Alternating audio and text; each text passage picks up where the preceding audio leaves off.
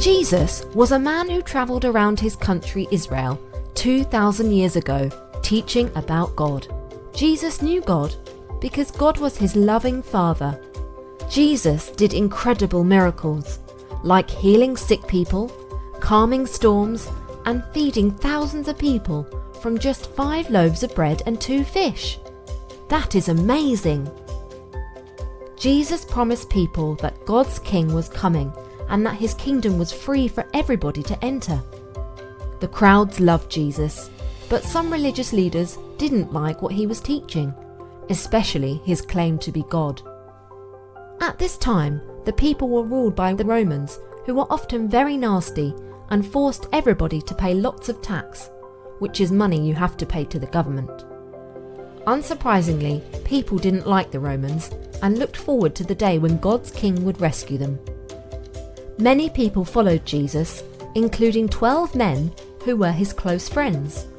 They are known as his disciples. One spring, after teaching for 3 years, Jesus and his disciples went to the city of Jerusalem for the feast of Passover. Passover reminded the Jewish people how God cared for them a long time ago and how he had rescued them from slavery. Because it was a feast, there was a special meal to remember the agreement God had made with them when he rescued them. As Jesus and his disciples went to Jerusalem, there was a lot of excitement.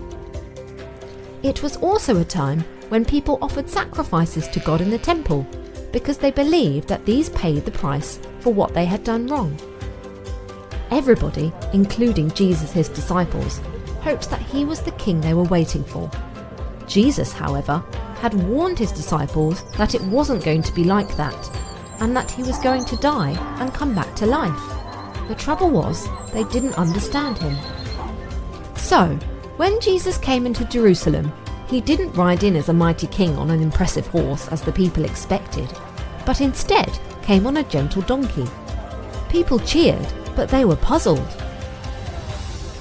The most important place in Jerusalem was the temple.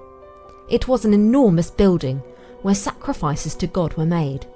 At its very centre was a special room sealed off by a great curtain. Now, although the people knew that God was everywhere, they believed that this room was somewhere very special. It was as though it was the place where God lived. It was such an important place that only one man was allowed to enter it, and then just once a year. Ordinary people, like you and me, weren't allowed to get anywhere near it. Not at all.